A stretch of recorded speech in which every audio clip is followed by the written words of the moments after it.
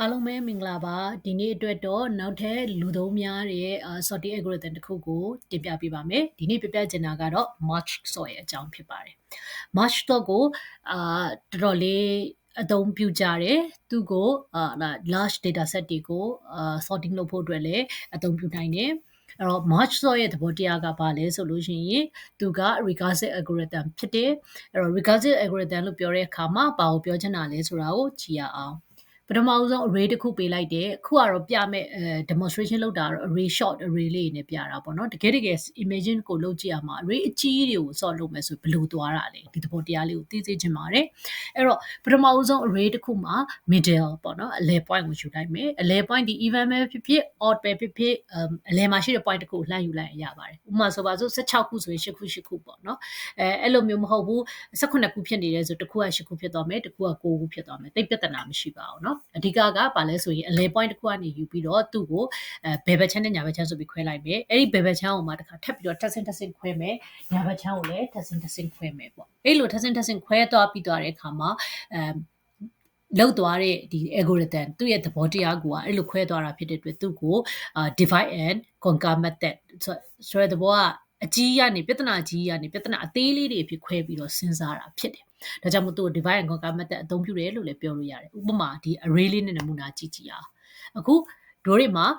element 8ခုရှိတယ်ပေါ့ဒီ array ထဲမှာအဲ့တော့ပထမ၄ခုကိုဒီမှာဘယ်ဘက်ချမ်းလို့ယူလိုက်မယ်ညာဘက်ချမ်းမှာ၄ခုကိုယူလိုက်မယ်အဲ့တော့ဘယ်ဘက်ချမ်း၄ခုဒီအဝါရောင်ညာဘက်ချမ်း၄ခုအစိမ်းရောင်ဒါလေးနဲ့ပြထားတယ်အဲ့တော့ဒီဘက်မှာရှိနေတဲ့အဝါရောင် left hand မှာရှိနေတဲ့၄ခုကိုပထမဆုံး6 5ရဲ့3 1ရဲ့ကိုနှစ်ပိုင်းထပ်ခွဲမယ်ပြီး6 5ကိုတစ်ခုချင်းစီခွဲလိုက်မယ်အဲ့တော့ element ဒီ array set array တစ်ခုထဲမှာ element တစ်ခုပဲရှိတော့တယ်ဒါမှမဟုတ် set array က empty ဖြစ်သွားတယ်ဆိုရင်သူ့ကို base element ပေါ့နော် base case ကိုရောက်သွားပြီလို့ပြောနိုင်တယ်ဘယ်ဘက်ချမ်းပြီးသွားရင်ညာဘက်ချမ်းကိုသွားမယ်အစိမ်းရောင်ဘက်ကိုသွားမယ်အစိမ်းရောင်ကိုလည်းအဲ့ဒီလိုပဲခွဲမယ်ခွဲပြီးသွားတဲ့အခါမှာသူဒီပါပြန်လုပ်ပေးရမလဲဆိုရင် match ပြန်လုပ်ပေးရမယ်အဲ့တော့ခုနက base case လေးတွေကိုတစ်ခုနဲ့တစ်ခု match လုပ်တဲ့ခါကျရင်တော့ comparison ပါလာပြီအဲ့တော့သူ့ရဲ့ comparison မှာမူတည်ပြီးတော့ခါကျတော့သူ့ကို allocate ပြန်ပြီးနေရာချသွားမယ်ပေါ့နော်ဘယ်နာမှထည့်သွားမလဲဆိုတာဥပမာ9နဲ့6နဲ့ဆိုလို့ရှိရင်9ကိုပထမဆုံး array ရဲ့ရှေ့ဆုံးနေရာမှာထည့်မယ်ပြီးသွားတဲ့ခါကျတော့မှသူကဘာကိုပြန်ကြည့်မလဲဆိုလို့ရှိရင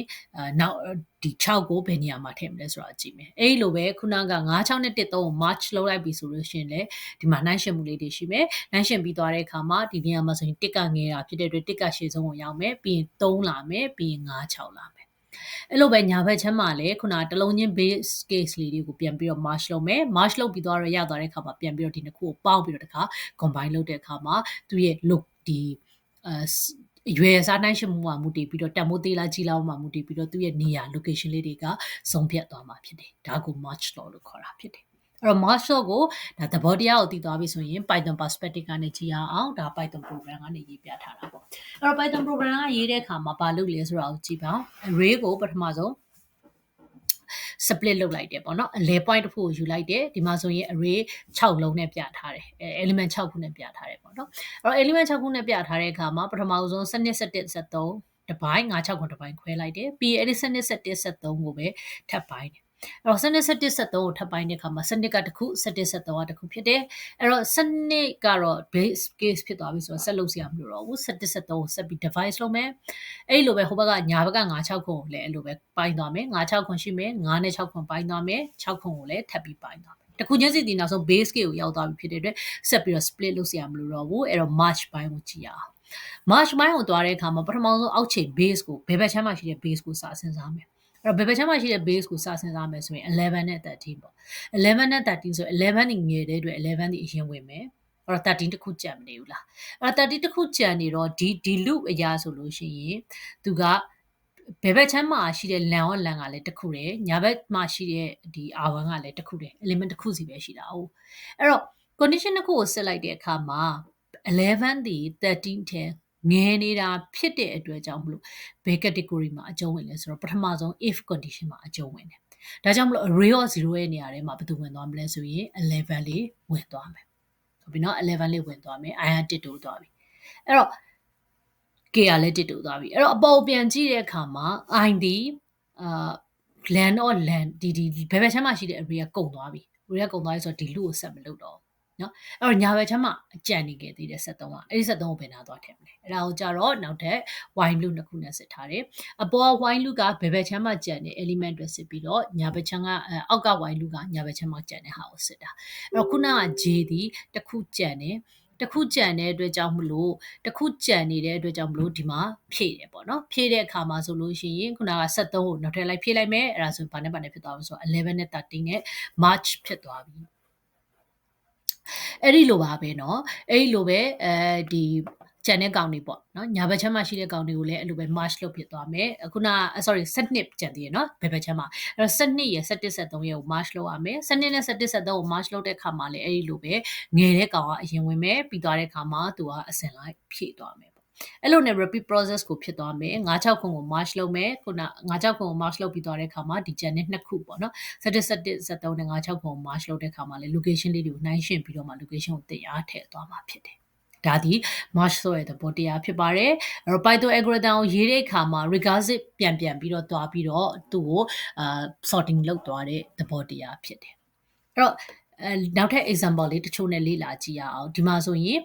list လေးတစ်ခုပေးထားတယ်ပေါ့နော်ဒီ list ထဲမှာဆိုရင် element ပေါင်းအားလုံးဘယ်နှခုရှိလဲဆိုတော့1 2 3 4 5 6 9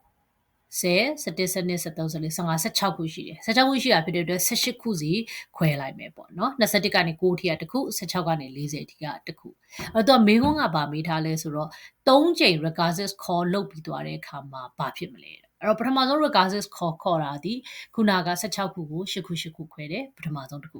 ဒုတိယတစ်ခုကိုခွဲတာဒီ8ခုကိုဘယ်ဘက်ချမ်းမှာရှိတဲ့8ခုကိုခွဲမယ်4ခုဟုတ်ပြီနော်4ခုဒါဆို21ကနေ45ဒီတတိယ recursive ခေါ်တဲ့အခါမှာကျတော့ဘာကြံမလဲဆိုရင်21နဲ့1နဲ့ကြံမယ်ဒါဘေးဘက်ချမ်းမှာရှိတာ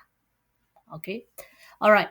အဲ့ဒီလိုပဲ march လုပ်တဲ့သဘောတရားကိုပြန်စဉ်းစားကြည့်အောင်အခုဒီမှာဆိုလို့ရှိရင်တို့တွေမှာအလုံးပေါင်း16ခုရှိတယ်ခွဲလိုက်တဲ့အခါမှာအောက်ဆုံးမှာဘေးဘက်ချမ်းမှာရှိသွားမှာဒီ21နဲ့1နဲ့ဆိုရင်ဒါဆိုရင်တို့ရဲ့ပထမအဆုံး to list sub list နှစ်ခုကို march လုပ်မဲ့ကောင်ဒီဘာနဲ့ဖြစ်သွားမလဲဆိုရင်21နဲ့1နဲ့ဖြစ်သွားagain အဲ့တော့ဒီချက်ကျွန်တော်အများနဲ့သတိပေးနေသလိုပါပဲဒီသဘောတရားတွေကိုလေ့လာတဲ့အခါမှာဒီတိုင်းကြီး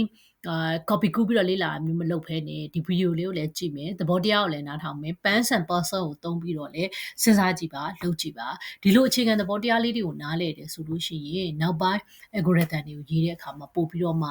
သဘောတရားတွေကိုမြင်လွယ်တယ်သိတာတယ်ပေါ့နော်အဲ့တော့ internet ကနေအလွယ်တကူကူးချတာထက်ကိုယ်တိုင်သဘောတရားဒီဟာလေးတွေကိုနားလည်တယ်ဆိုရင်ကိုယ်တိုင်စမ်းပြီးတော့ program ရေးကြည့်ပါပြင်ကြည့်ပါလို့တိုက်တွန်းရင်းနဲ့ဒီနေ့ math short လေးအကြောင်းကိုညီကုံချုပ်ပါတယ်ဆက်ပြီးတော့မှတခြား sorting method တွေကိုလည်းနောက်ဗီဒီယိုမှာပြပြပေးသွားမှာဖြစ်ပါတယ်အားလုံးကိုကျေးဇူးအများကြီးတင်ပါတယ်